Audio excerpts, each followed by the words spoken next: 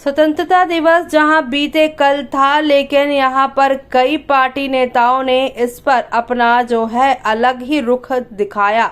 जहां सपा सुप्रीमो अखिलेश यादव बोले, स्वतंत्रता दिवस पर एक बात, आधी आबादी की स्वतंत्रता की। जी हां, चलिए जानेंगे खबर विस्तार से। तब तक आप हमारे चैनल टीसी न्यूज चैनल को लाइक एंड सब्सक्राइब करना ना भूलें।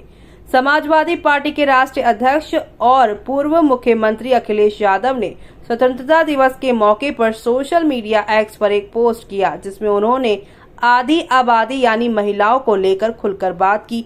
उन्होंने लिखा है कि नारी, महिला, स्त्री या बहन, बेटी, बहू, चाहे जो कह लें, इनके सब में एक बात समान है कि बड़े बड़े घाव के बीच भी इनके लिए भय मुक्त स्वतंत्र वातावरण नहीं बन पा रहा है। उन्होंने अपनी पोस्ट में आगे लिखा, सवाल सिर्फ ये नहीं है कि इसके लिए कौन जिम्मेदार है, सवाल ये भी है कि ये कब और कैसे मुमकिन होगा।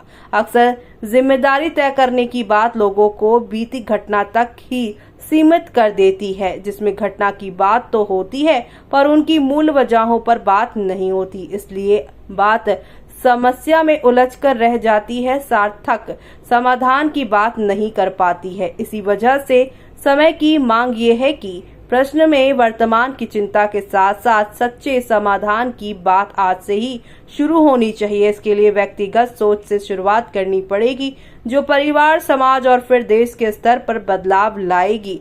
वहीं आगे उन्होंने लिखा है कि नारी की गरिमा को किसी भी प्रकार जो भी ठेस पहुंचाती है, फिर वो चाहे मानसिक हो या शारीरिक, उसके पीछे सदैव कोई सकारात्मक सोच नहीं होती, जो कभी किसी को कमतर मानने की सोच हो सकती है या हीन भावना से देखने की।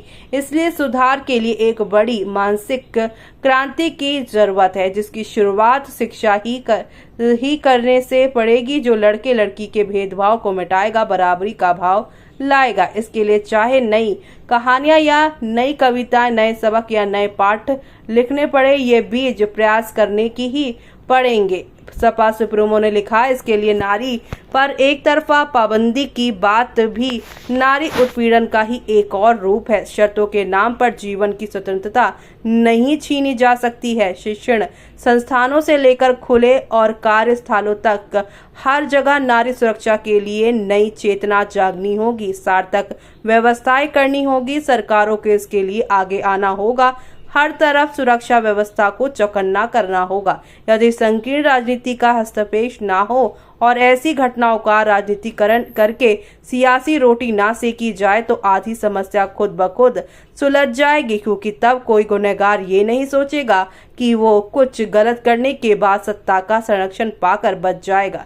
नारी अपराध के मुजरिम को जब ये पता होगा कि उसको गले में हार डालकर बचाने वाला कोई नहीं और उसे सख्त सजा मिलेगी, तो अपराधियों का मनोबल चूर चूर हो जाएगा। नारी अपराध की घटनाओं पर विचारधारा के नाम पर दूर से मुंह मोड़कर अंधे बने रहना और ऐसे कुकृत्यों पर सुविधाजनक चुप्पी साध लेना अब और नहीं चलने वाला है। अखिलेश यादव ने अपने पोस्ट में कहा है कि महिला अपराधों के मामलों में नारी को सिर्फ नारी मानकर देखना होगा। पीड़िता के पारिवारिक, सामाजिक, वैचारिक, आर्थिक, सामुदायिक पृष्ठभूमि देखकर जो लोग अपनी प्रतिक्रिया दे, उन्हें पक्षपाती मानना होगा। ऐसे में वो भी कहीं न कहीं उस अपराध के आंशिक हिस्सेदार बन जाते हैं, क्योंकि इससे ये साबित होता है कि उनकी संवेदना नारी की गरिमा, स्वतंत्रता, सुरक्षा, संरक्षण जैसी मूल्य भावनाओं से नहीं जुड़ी है, बल्कि वो अपने पक्ष तक सीमित हैं। ऐसे लोग नारी के विरुद्ध हो रहे अपराधों से में सीधे नहीं मगर मानसिक हिंसा के गुनहगार जरूर होते हैं। उन्होंने कहा है कि नारी की स्वतंत्रता और सुरक्षा के हनन के मामलों में न्यायिक प्रक्रिया को सबसे अधिक तीव्रता से कार्य करने की मांग आवश्यकता नहीं, बल्कि अपरियता यहाँ बन गई है। न्याय में देरी ताकतवर गुनहगारों को और भी ताकत देती है, सबूत से लेकर गवाह तक बदलने के मौके देती है, साथ ही तरह तरह के दबावों को जन्म देती है। न्यायालय की देखरेख में पीड़ितों और गवाहों की सुरक्षा के लिए नए सुरक्षा प्रबंध करने होंगे, तभी सभी मायनों में नारी अपनी सामर्थ्य दिखा पाएगी। परिवार, समाज और देश दुनिया के विकास में अपनी भूमिका निभा पाएगी, सच्चा स्वतंत्र दिवस माना पाएगी। जी हाँ, स्वतंत्रता दिवस उसी दिन बनेगा जब आधी आबादी यानी नारी भी सुरक्षित होगी। आपका क्या कहना है? हमें कमेंट बॉक्स में कमेंट करके बताना ना भूलें।